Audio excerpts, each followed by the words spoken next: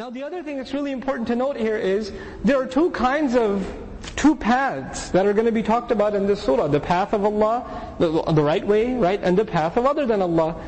You could follow a path which you follow Allah's dictates, and that's going to be a struggle. Or you could follow what you want to do. But guess what? Both of them are a struggle. Neither of them is easy. You think one is easy and one is hard, but in both of them there's trouble. Both of them will lead you to stress and difficulty and labor, etc. Right? None of these paths are easy. So might as well struggle for something that will lead you to something better in the end. Right? People run away from the commandments of Allah thinking it's going to bring difficulty to life. Even Muslims today, even non-Muslims for sure. For example, we find non-Muslims making comments that are close to Islam, making comments like, yeah, I really like your religion, it makes a lot of sense, but it asks too much of me. It's asking me to change too many things. Right? It's too hard. So the way they're doing things, they feel this is ease, and the way Islam is telling them to do things is difficulty. Allah's commandments are difficulty. In Surah An-Nisa, Allah says, يُرِيدُ اللَّهُ لِيُخَفِّفَ عَنْكُمْ. Allah intends to lighten your burden from you. Meaning your life is full of burdens, you follow His commandments, and it will become light. And this is in the context of ahkam, rulings that Allah passes in the surah. Allah knows what's better for you. The medicine tastes sour, but it's good for you. It brings ease and comfort and relaxation to you. So we'll talk more about that as the surah continues, inshaAllah ta'ala. So لَقَدْ خَلَقْنَا الْإِنسَانَ فِي كَبَدٍ. So why would Allah say لَقَدْ خَلَقْنَا الْإِنسَانَ فِي كَبَدٍ? There's some other heavy burden, heavy exhaustion that the human being suffers from. And for example, we find Thana'ullah Panipati commenting in Tafsir Madhari, he says, also Mufti Muhammad Shafi said this, he said perhaps that this labor is the covenant that Allah put upon every human being before they even got here to acknowledge Allah as their Rabb. That responsibility, that burden is upon them, and as long as they deny that responsibility, they have troubles in life. And when they accept that responsibility, they have troubles, but the kinds of troubles that will elevate their status. So, Wallahu ta'ala a'lam.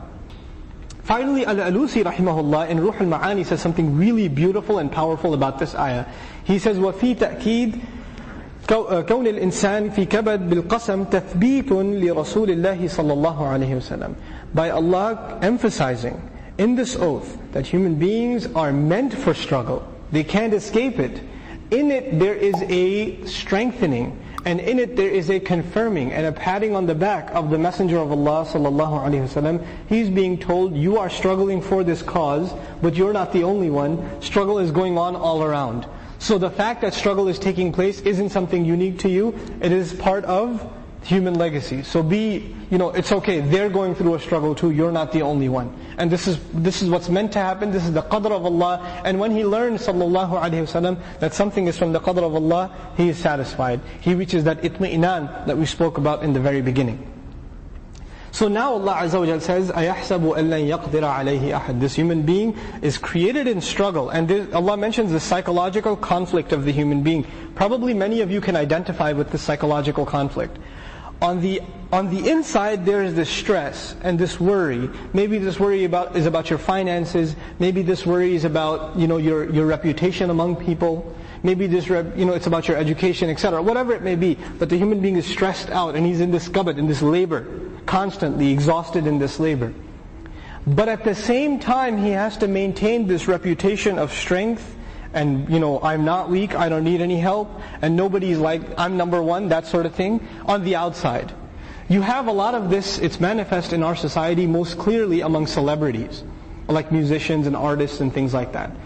On the outside, I'm number one, and this and that, and on the inside, they're overdosing on pills and killing themselves. And they're depressed and they suffer from severe psychological trauma. But on the outside, these are the most confident people, and they want, everybody should be like me, and everybody wants to be like me, sort of thing. So there's this conflict. Now look at the other side. On the one hand, the human being is created in struggle, and on the other, at the same time, أَيَحْسَبُ أَن لَن يَقْدِرَ عَلَيْهِ أَحَدٍ. Has he assumed that no one will have control over him whatsoever? It is only upon him alayhi qaddamat, right? The jar wa majroor, this prepositional phrase has been put early, which means it is only upon him that not a single one will have any control over.